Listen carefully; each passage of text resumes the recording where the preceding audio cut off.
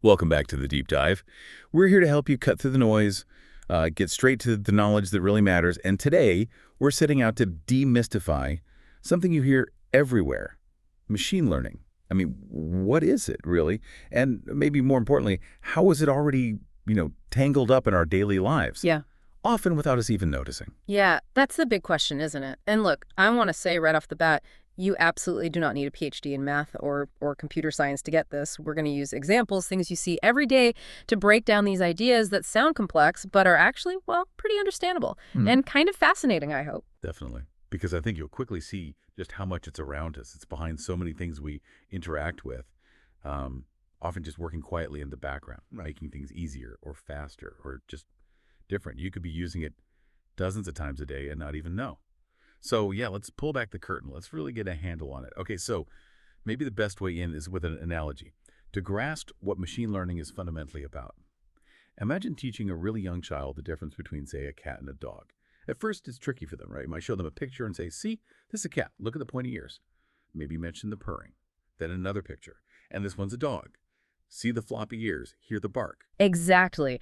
And as that child sees more and more examples, maybe pictures in a book, pets you see walking down the street, they sort of start picking up on patterns. They begin to build these little rules in their head, almost subconsciously, like, okay, pointy ears usually mean cat, or barking means dog. That whole process, that's basically a mini version of machine learning. The child isn't following some instruction manual you wrote down. They're discovering the rules themselves from the example. Okay. So if we map that onto the tech, the child is the machine, the computer system. Precisely. The child is the machine, or the learning algorithm, if you like. And all those examples, the photos, maybe sounds, each one labeled cat or dog, that's our training data, critical stuff. And then the rules the child figures out. Pointy ear is a cat, bark is dog, maybe more complex things that becomes the model. The model is essentially the machine's learned understanding for that specific job. Right. So at its heart, machine learning is letting computers find their own rules, their own patterns, just by feeding them tons of data. Instead of us programmers writing every single if this happens, do that rule, we give it the info and it kind of figures out the logic itself. It learns from experience, just like the child does. It's a fundamental shift. That makes sense. Yeah.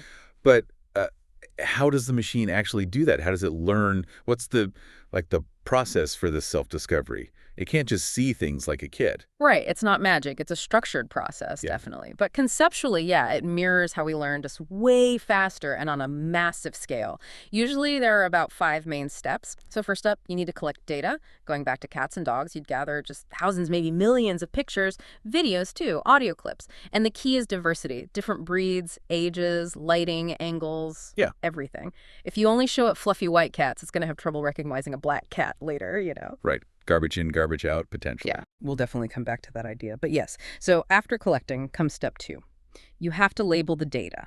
This is super important. You explicitly tell the computer, this picture, cat, this sound, dog.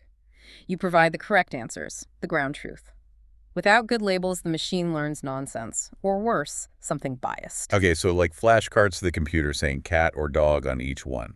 Then what? Then comes the exciting part, step 3, training the model. This is where the actual learning happens. The computer sifts through all that labeled data, looking for correlations, for patterns. Not just pointy ears in a simple way, but complex combinations of pixels, shapes, textures that consistently show up with the cat label versus the dog label. It constantly adjusts its internal settings, tweaking its understanding, trying to minimize mistakes, kind of like the child refining their ideas. Trial and error, but millions of times a second. Wow, okay, so it's practicing. Exactly. And after it's done a lot of that, step 4 is testing the model. You give it new pictures, ones it's never seen during training, and see if it gets them right. Is this a cat or a dog? This tells you if it actually learned the concept or just memorized the training pictures. Can it generalize? And I guess it doesn't always get it right first time. Oh, definitely not initially. Which leads to step 5, continuous improvement.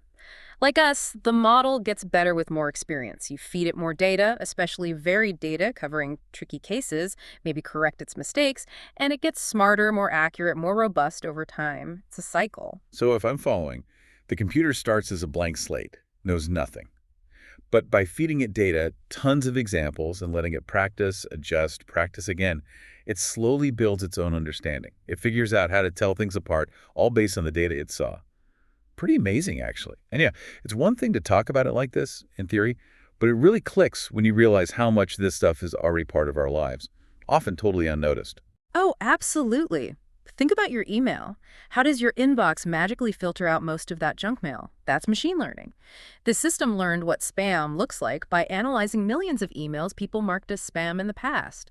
It builds this complex profile of junk. Yeah, though sometimes it gets it wrong. I remember my spam filter once ate a really important email, which I guess just proves your point about it not being perfect and needing that continuous improvement loop. Exactly. It learns, but it's not infallible. And think about Netflix or Spotify. Those recommendations, pure ML, they look at everything. What you watch, what you skip, what you rate high, what you turn off after 2 minutes. And then they suggest other stuff you're likely to enjoy. And it's not just your history. It compares your tastes to millions of others to find unexpected connections. Stuff a human might never think of recommending. Right, it's finding patterns and taste across huge groups of people. Or even simpler things. Google Photos, maybe. You upload vacation photos and boom, it makes an album of all the pictures with your dog, or groups photos by who's in them. That's machine learning, recognizing objects, faces, patterns in the images themselves. We used to spend hours sorting photos. Now it just happens. Yeah, that face recognition thing is still kind of wild to me. It is, and then you have the really cutting-edge stuff, obviously, like self-driving cars. They're constantly using ML, processing floods of data from cameras, radar, LiDAR, learning to spot traffic lights, pedestrians, bikes, weird road signs, all from analyzing millions of miles of driving data. So yeah, you're bumping into machine learning all day long. It's just seamlessly working away. It really is mind-blowing when you pause and think about it. Okay, so this whole approach, machine learning, how is it fundamentally different from just, regular old computer programming? It feels like a massive shift. It is. It's a really crucial difference, and it gets to the core of why ML is so powerful today. With traditional programming, a human, the programmer, writes out every single instruction, every rule, every step, every if-then condition, explicitly. Think of it like writing an incredibly detailed recipe for a computer. Take exactly this data, perform exactly this calculation. If the result is X, do Y. If it's Z, do W. Every step is predefined by the human. If something unexpected happens, the program probably breaks unless the programmer anticipated it. Okay, very rigid, very step-by-step. Exactly. Now, machine learning flips that. Humans don't write those super detailed rules. Instead, we give the computer loads of data, the examples, and an objective, like get good at telling cats from dogs, or predict which movie this person will like next. And the computer itself figures out the rules, the patterns, the recipe to achieve that objective by analyzing the data. Remember the cooking analogy? Traditional programming is the detailed recipe. Machine learning is like giving someone ingredients, showing them pictures of the finished dish, maybe letting them taste it, and they figure out how to cook it through trial and error. Ah, okay. They learn by doing, by seeing examples, not by following exact written instructions. Precisely. It's learning from data, not just executing pre-written commands. No. And that's key for problems where the rules are too complex for a human to write down, or maybe we don't even know what all the rules are. That makes the difference really clear. So bring it all together then. What's the big takeaway, the absolute core idea of machine learning we've unpacked today? I'd say its essence, really, is using data to teach computers to find their own rules. Simple as that, conceptually. That analogy we started with, teaching a child to spot cats and dogs, it perfectly captures it. You give examples, the system finds the patterns and then applies those patterns to new stuff it hasn't seen before. It feels like we've only scratched the surface here. There must be so much more to explore within this. Oh, absolutely. Today was about laying the groundwork, getting the basic idea clear. We can definitely dive deeper in the future, different types of machine learning, how these models actually get built, some of the ethical questions too. Lots to talk about, but maybe here's something to chew on until next time. Think about how powerful this is, but also remember, it's only as good as the data it learns from. Go back to that child learning cats and dogs. What if you only showed them blurry pictures?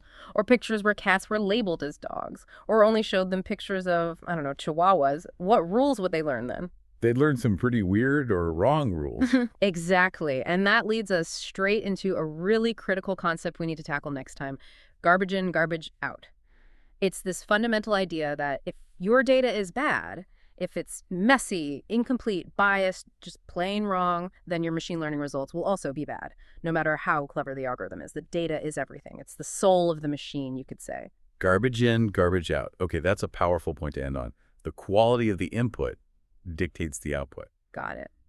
Well, thank you for joining us on this deep dive into the basics of machine learning. We really hope this cleared things up and showed you how relevant it is. Definitely subscribe if you haven't already so you don't miss our next deep dive where we'll really unpack that garbage in, garbage out idea. We look forward to continuing the journey with you then.